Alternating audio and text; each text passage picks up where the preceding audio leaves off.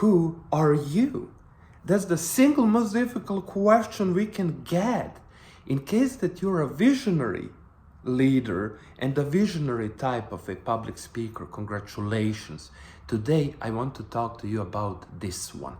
It's the most overused speaking style and leadership style, and the one most likely to fail. Check out my previous video, 6 personality types, where we break down who you might be and what might be the best speaking style and leadership style for you. That being said, visionary style is the most overused one, and sometimes I call it the pitcher's demise, because too many startups, too many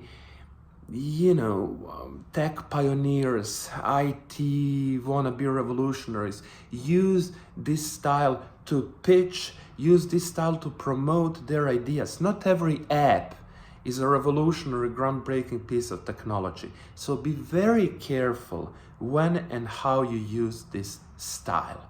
If you aren't careful enough, it will fall flat. It will, cause you great damage. You will look like one of the countless in the, infinite legion of startup pioneers on their way to oblivion. So if you can avoid using this one, avoid it.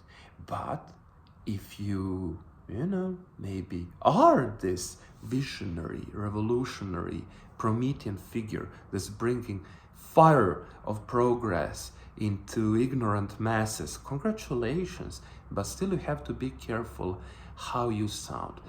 Try avoiding big statements. We live in an age where grand ideas are dead. So if you're being pompous, people's initial reaction will be a little bit of disbelief and skepticism.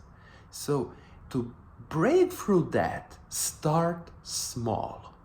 Start with the mundane. Start explaining technical specification, decision-making process, if you're a leader, something like that. Start with some regular little things and then build up. Over time, during your speech or presentation or a pitch, start building up. Then at one point, you have to recognize where would you insert something that should look a little bit like a big statement. Sir or madam, this is the single best product that you will see this year. I promise it, I would avoid adding that one.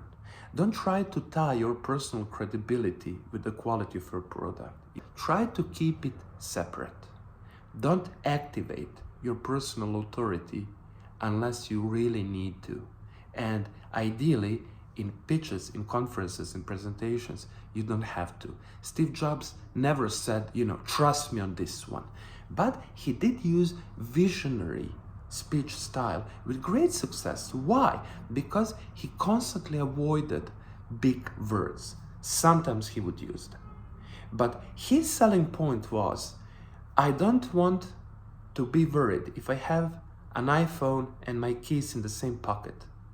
That was his central idea from which he started. I don't want keys to scratch my iPhone display, right? So, you see, you can be a visionary by relying on the mundane.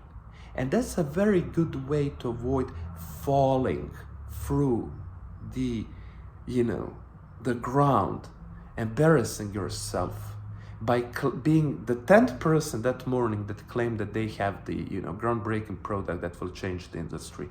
Nah, probably no. These guys, investors and stakeholders, they've seen it all. They've been around the block. So to truly sound like a visionary in this time and age, start slow, build up, and then near the end, try to have an objective statement. Try to single out, isolate some data, some fact about your product or your services that truly makes a difference. Focus on that. Try to lure the majority of attention, like 60-80% of the attention of your audience, onto that fact. What did we do here?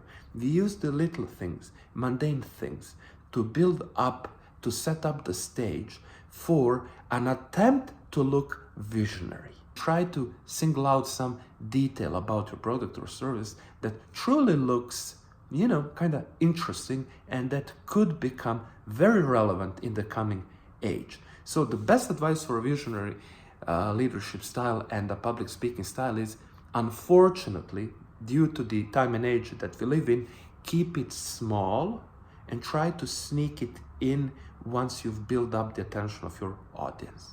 That being said, subscribe to my channel and let's find out more about personality types, public speaking styles, and leadership styles. I hope you enjoyed this one, and be careful and, see you around. Have fun. Bye.